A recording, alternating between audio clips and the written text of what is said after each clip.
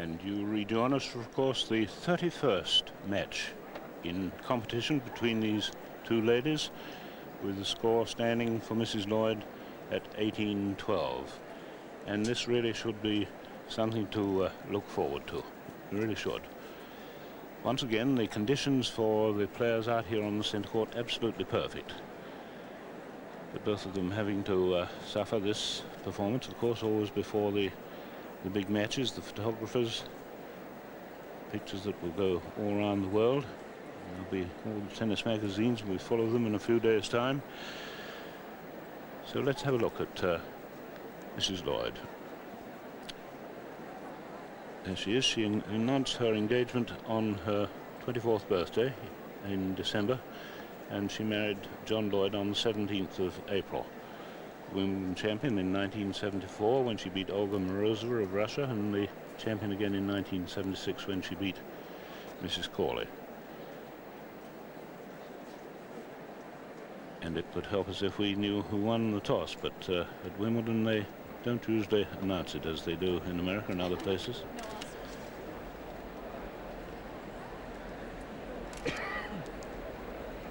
But we'll know for sure who's going to serve when the little red light goes up on the scoreboard, of course.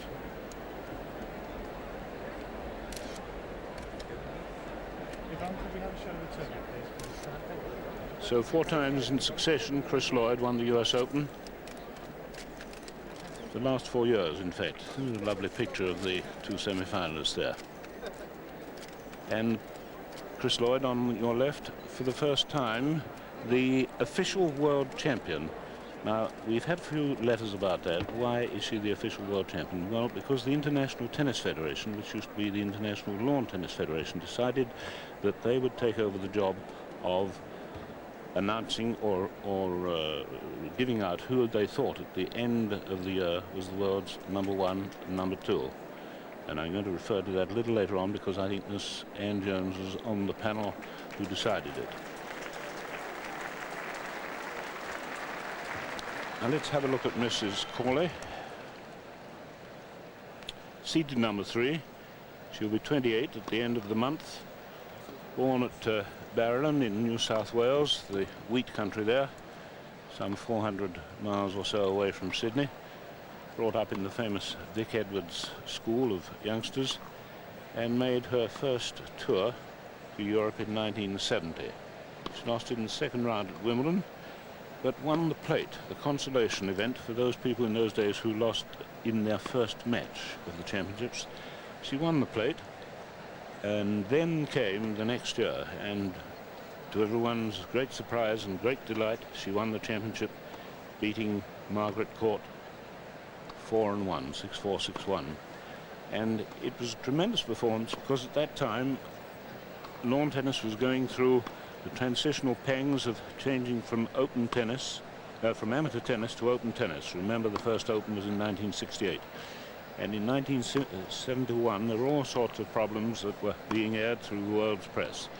And everyone was getting a little bit disillusioned. And this young lady, as she then was, Miss Goolagong, came onto the centre court, and with great beauty of play and a charming personality, captured everybody's hearts and restored what was, if you like, the old amateur spirit to the game.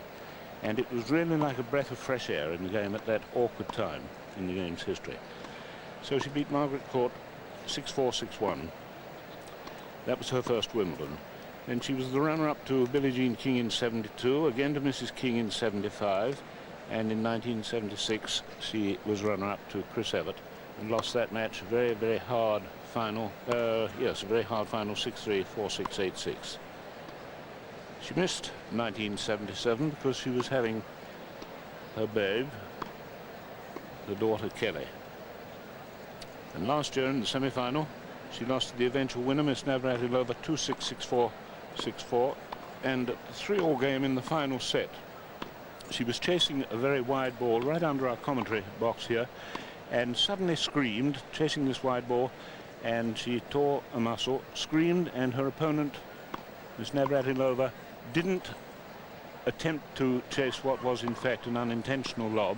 She was much more concerned about the welfare of her opponent and didn't chase it. There was a little hoo-ha about this. Eventually Mrs. Cawley won the game, but didn't win many points after that and lost the match. It's an unfortunate thing, from which fortunately now Mrs. Cawley in your picture has fully recovered. I think 1976 was probably her best season since 1971. She was runner-up at Wimbledon and the US Open to Miss Evert. Well, now, Anne, just tell us a little, if you will, about this appointing the world's number one, as it were.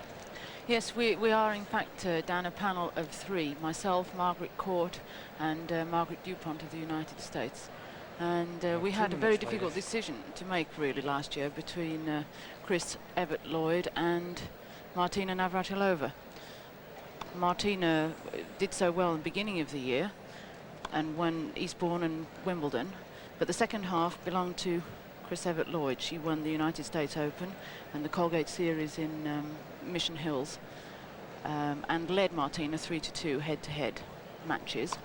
And after a lot of deliberation, we decided that Chris, in our eyes, was still the number one. So that's how the choice was made. Well, and it's they're playing their 31st match, and the score is 18-12 in favour of Mrs. Lloyd. Do you think the Australian may try different tactics from what she may have tried in previous matches? Well, statistics are very difficult, particularly I think in a semi-final at Wimbledon. The interesting thing to me is that Evonne Cawley has won 4 out of 5 matches on grass courts. But also, very interestingly, Chris Lloyd has won 10 out of the last 13 encounters, and that's where it stands. But of course, on grass courts, Evonne, particularly if she can maintain the form she showed against Virginia Wade on Monday, does have the advantage of liking this surface and being really at home on the centre court at Wimbledon. She likes those nice little chips and slices and wide angles, which Chris Lloyd could well find difficulty in dealing with them. And just to remind ourselves that Mrs. Cawley beat Virginia Wade 6-4, 6-love. Miss Wade, who was seeded number 5. And Mrs. Lloyd beat Wendy Turnbull of Australia, who was seeded number 8. Mrs. Lloyd winning 6-3, 6-4. So our umpire calls them to order. Arthur Seymour of Sussex, are you ready? And I think they are. Quiet, please. Mrs. Lloyd to serve. Play.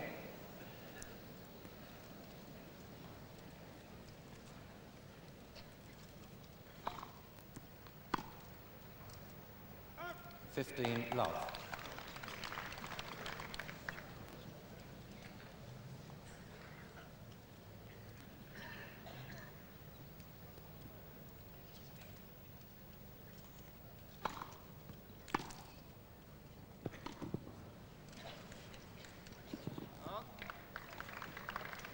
All.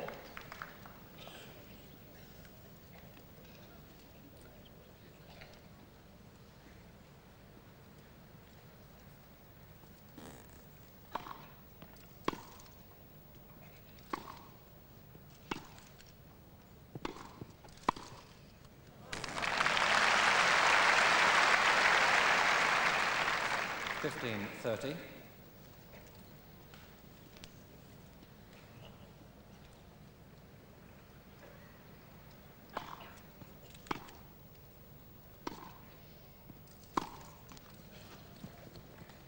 All.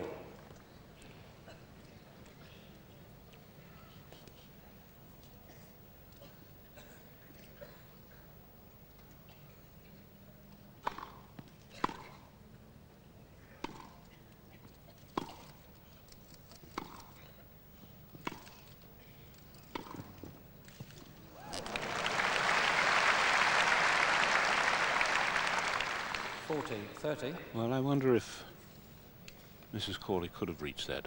She seemed to think it might be going first and then didn't make a move. So 40-30. Game to Mrs. Lloyd.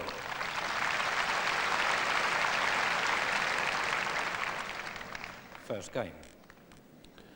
Well, a rather quietish opening game, as we might have expected, both feeling each other out and getting the pace of the court. and the general conditions. Interestingly, of course, both of these ladies, great compliment to the English gentlemen, both married to Englishmen. Roger Corley was a Kent junior, a very promising Kent junior, but didn't pursue serious tennis. And John Lloyd, of course, a Davis Cup player who did so well last year and is struggling to find his form and is back in the Davis Cup team and will be playing next week at Eastbourne against Spain. Quite opening game. I'm sure you expected that, Anne. Yes, I think both players like to, as you say, feel their way. Evonne in particular likes to warm up her foot. I think she finds it gets a little stiff.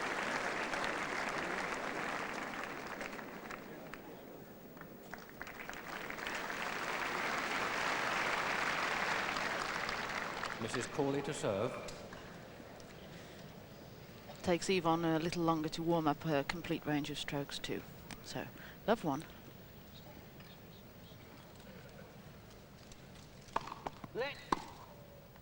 First service.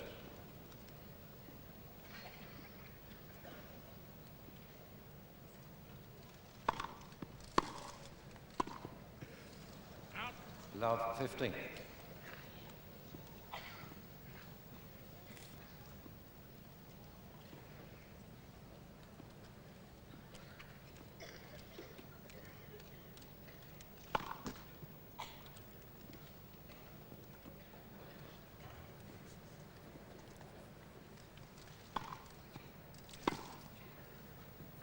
Fifteen all.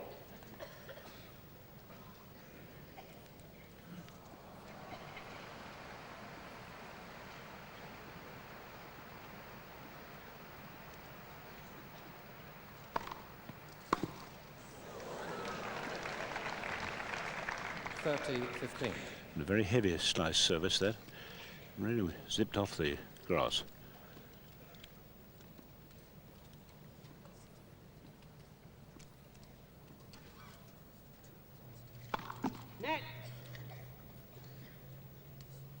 First service.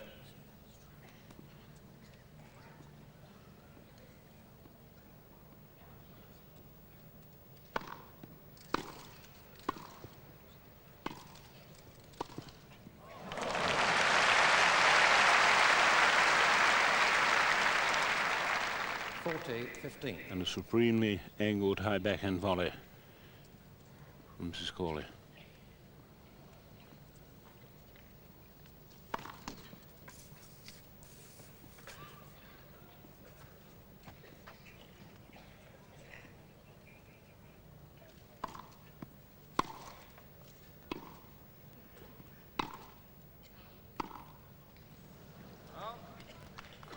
(40-30).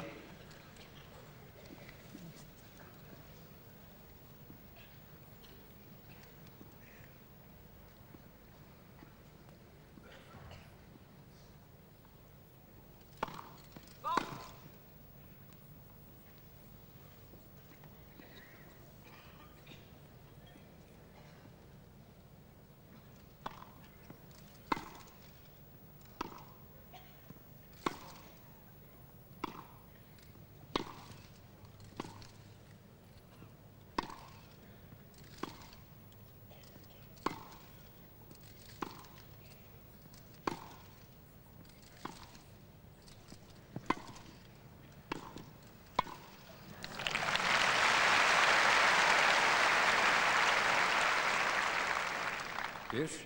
Nice backhand volley from Mrs. Lloyd there on the 16th stroke of the rally. Beginning to use more of the court now, beginning to swing the court as they get more used to the surface and to the occasion, beginning to swing the ball about from side to side and mix in good length shots. Deuce?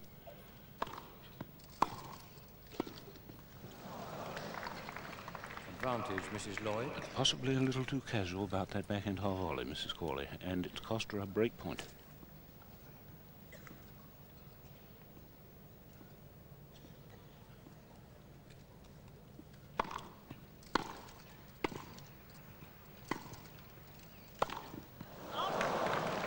Mrs. Lloyd.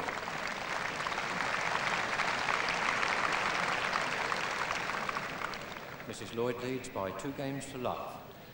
Well, that was a pity for Mrs. Corley, because she was standing at 40-15 at one time. 1 or 2 loose shots, and it cost her the game, so a break of service already for Mrs. Lloyd.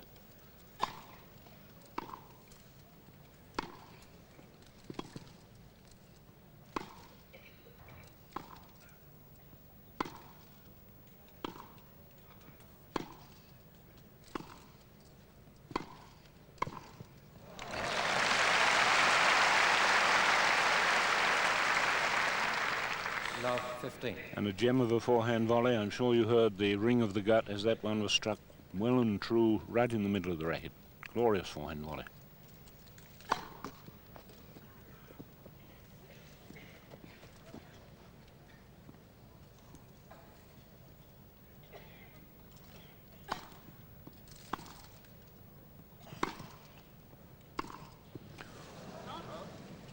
All. Now that's a shot that Mrs. Corley uses so often to approach the net, the sliced forehand, but that was a very wild one.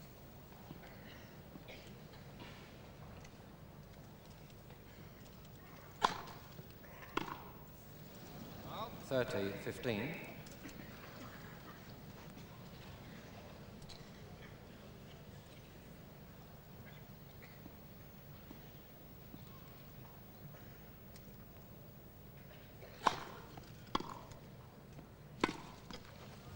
All. I think this is an appropriate moment to say that both ladies on the court are stronger on their backhands than on their forehands. If we get any unforced errors, more likely to come from the forehands of either player.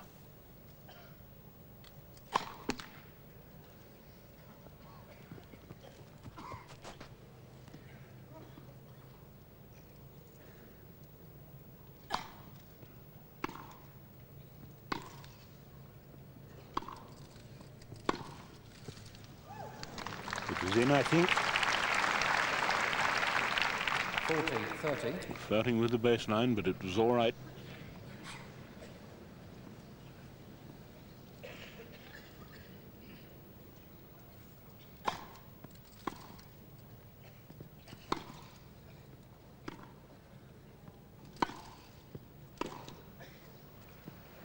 And that's in, too. Yes. It's amazing what a little topspin does to the ball. It brings it down, stops it from flying. Good example of it there, deuce.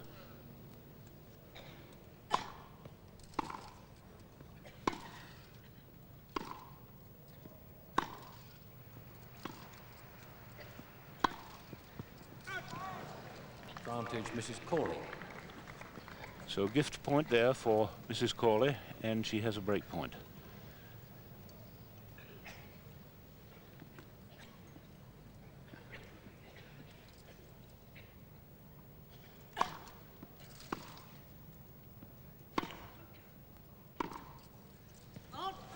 Deuce. Another wayward forehand again, cross court.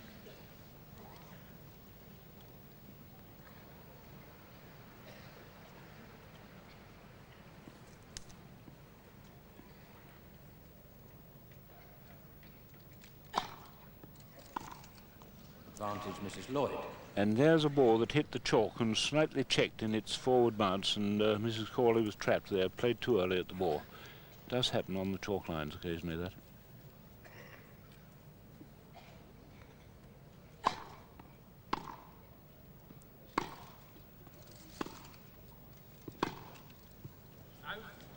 Deuce.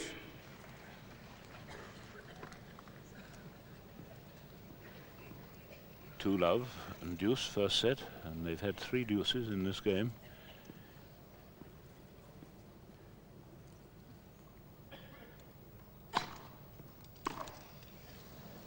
Advantage, Mrs. Lloyd.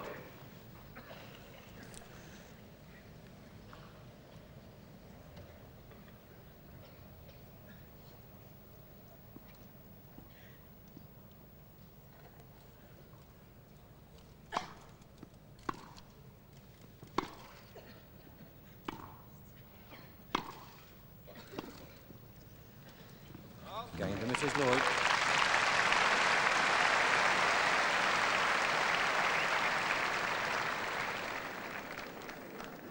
Mrs. Lloyd leads by 3 games to love, first set.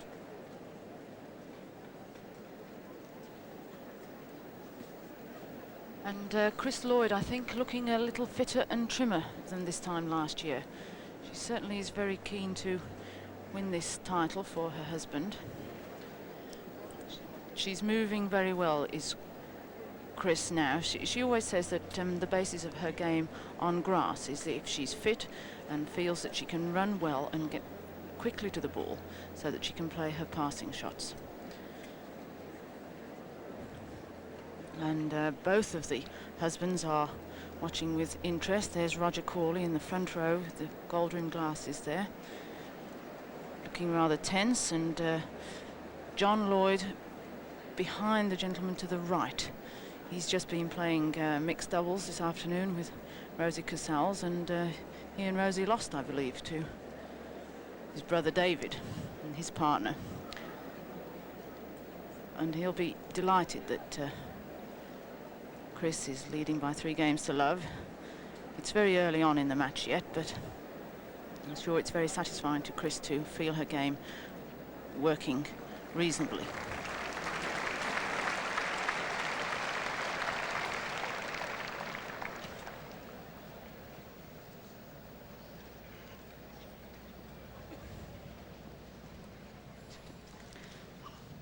Love 3.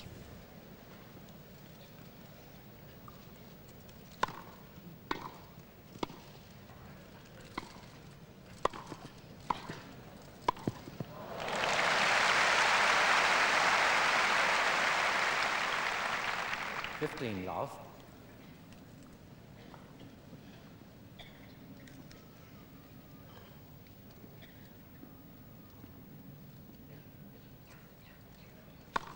Oh.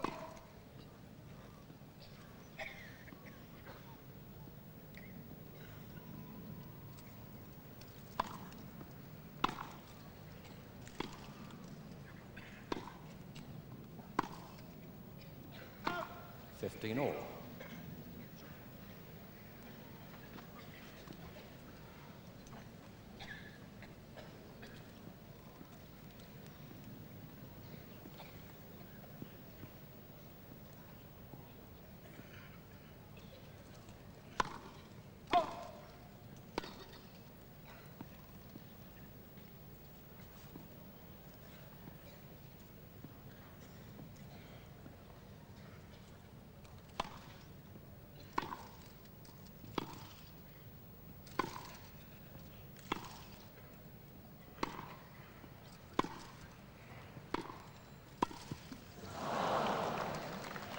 at 30.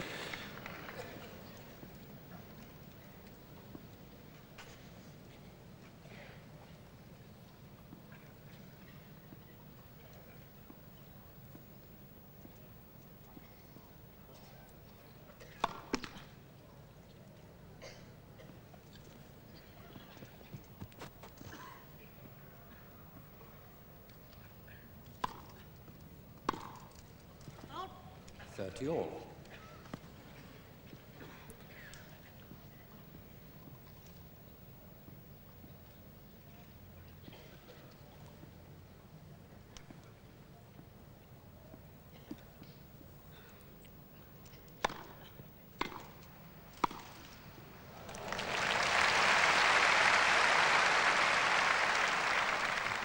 $40-30.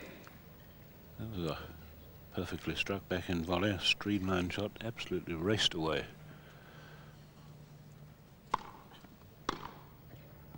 Oh, it's out. Mrs. Corley.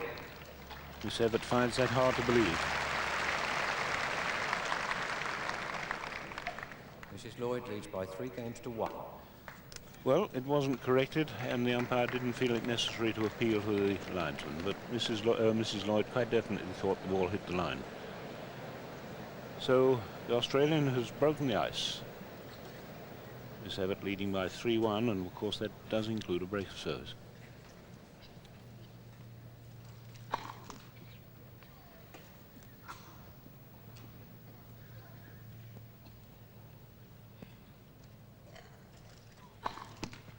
Love 15.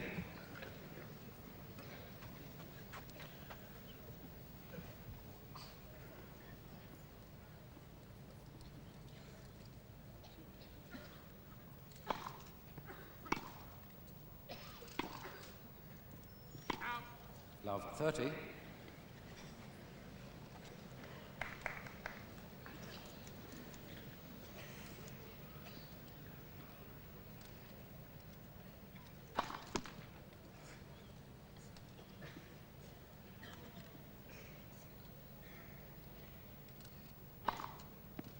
Love 40.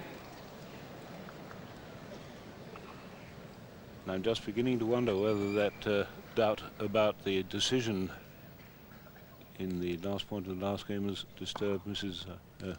Lloyd.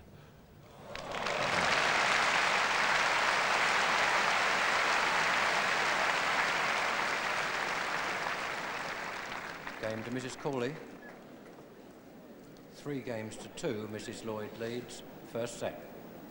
Well, and that was really uncharacteristic of Mrs. Lloyd, wasn't it? Served the 2 doubles, but she was a bit disturbed when there wasn't a call of the other.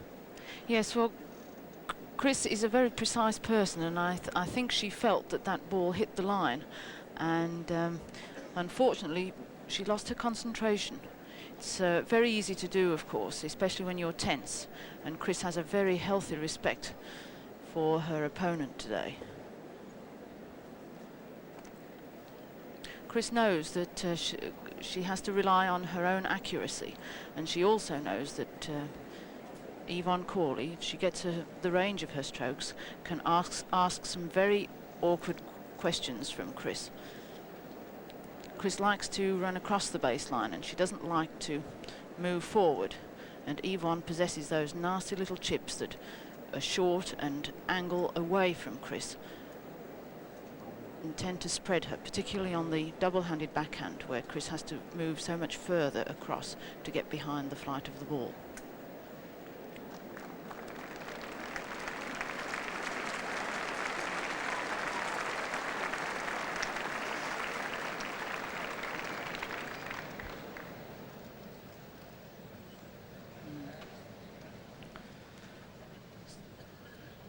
Two, 3 then.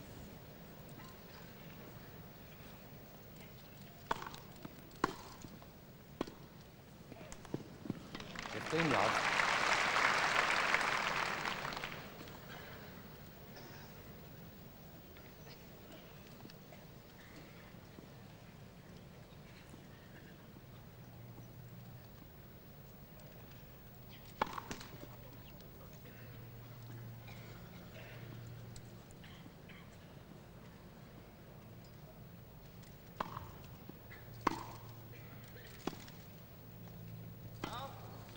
All. It was a very good call. Terribly close ball, that.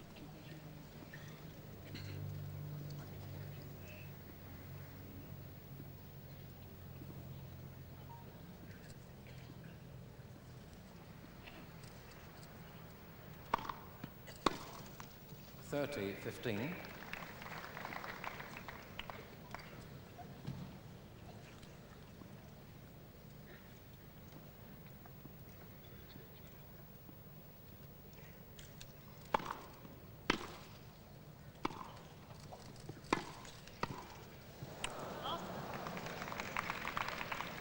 All. Every now and again, Mrs. Cawley really making quite a hash of getting the angle on a volley. That was miles out.